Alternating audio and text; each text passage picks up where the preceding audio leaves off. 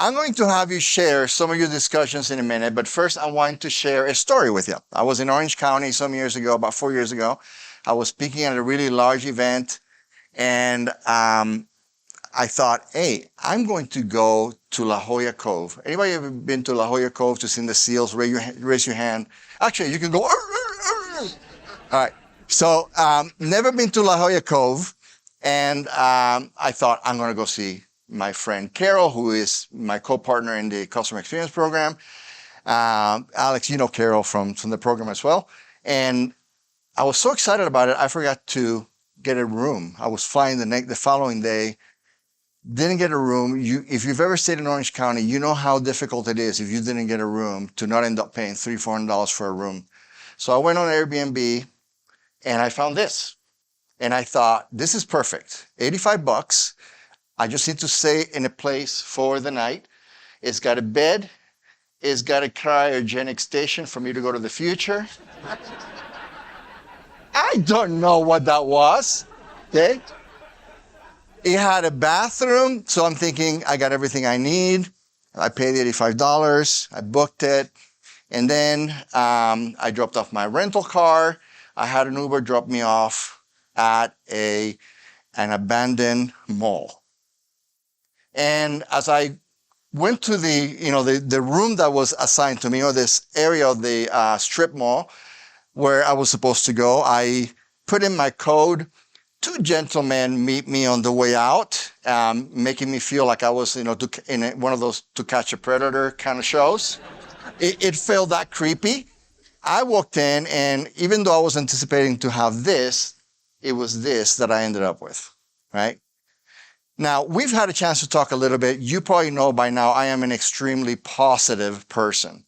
So the reason why you see the bag there at the very bottom is because that's as much room as there is. And it turns out that what I thought was, and as you're thinking as well, was a room with a bathroom, turned out to be a bathroom with a bed on the floor.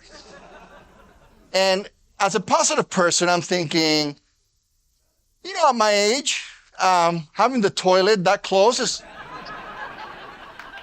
probably not a bad thing, right? So think positive. I was in the Air Force 10 years, and I thought I've slept in worse places, only to find out that that was not a bed. It was the back of a futon bed that still had the 2x2s running through the back, and there was just no way of sleeping. I tell you that story because, let me see. Let me go back to it. I'll tell you that story because I usually start that way with my customer experience students. And I usually ask them the question, what would you have done, right? If that was something that you rented, what would you have done? And they go into all sorts of stories, thinking customer experience, right? Thinking, how much you pay for it? Did you call somebody back? Did you call the host? Were you actually in To Catch a Predator? I don't know why they asked that question. How about the level of engagement with Airbnb? Did you call them? Did they give you your money back and things like that? And I say, before you find out what I did, let me tell you the rest of the story, because I'm in this room now at 2 a.m. in the morning waiting for my Lyft driver to come at an abandoned strip mall in Orange County somewhere. And I'm waiting for them outside in the darkness. And I see the car, white car, driving through. There's a residential area across the street from the strip mall.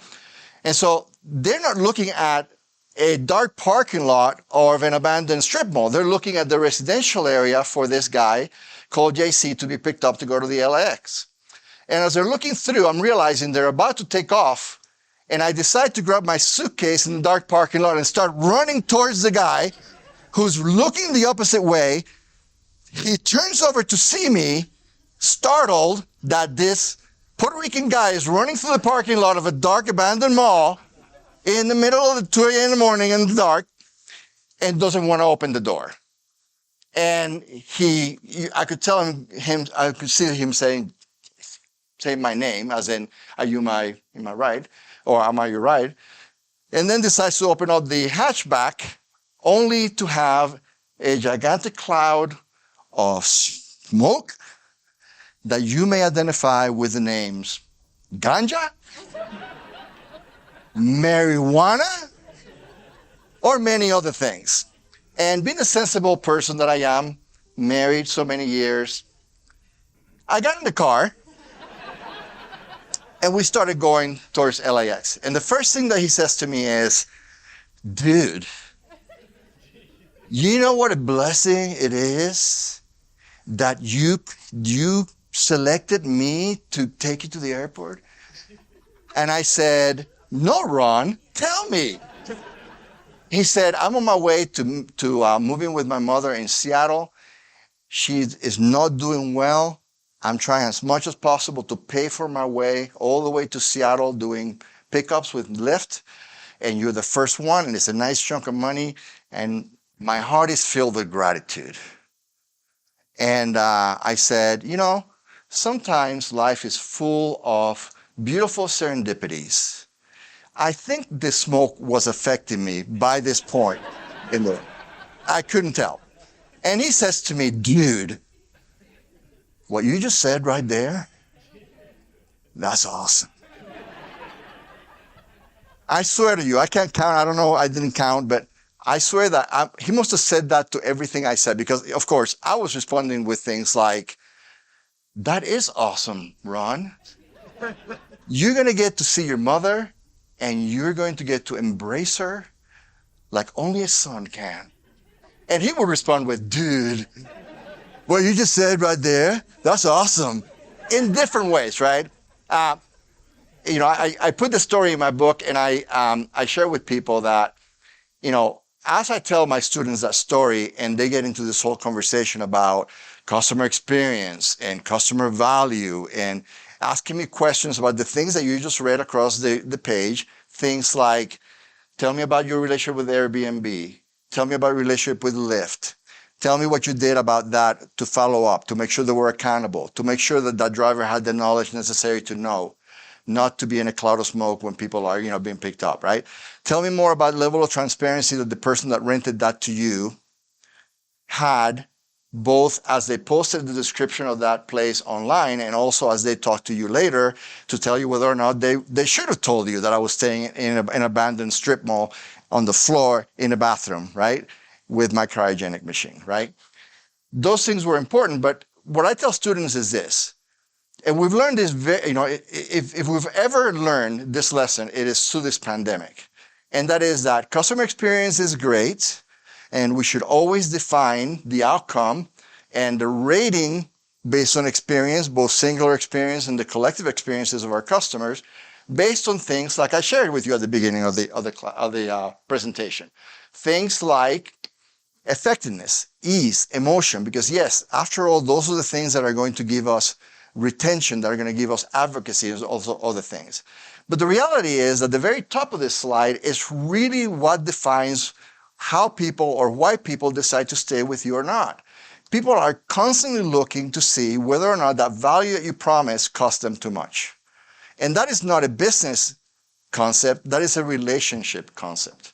It is the foundation of social exchange theory and the foundation of equity theory, along with many other theories of psychology, that say that at every moment in every relationship that you have with every single individual, interpersonal and business, a partner, a peer, an employee, your boss, your accounts, whether it be key accounts or otherwise, people are always calculating how much it costs them to get the reward that they expected. It is that outcome and how that outcome is calculated. I could almost finish here. I could almost say, we're done. In what areas are you not giving the customer what they really expected? And to be equitable, because we want to be fair. Remember, we're being honest here today. It's not just about the relationship you're building with the customer.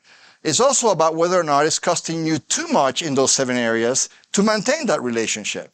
Raise your hand if you feel that there's at least one customer right now that is costing you more than it's worth. Raise your hand.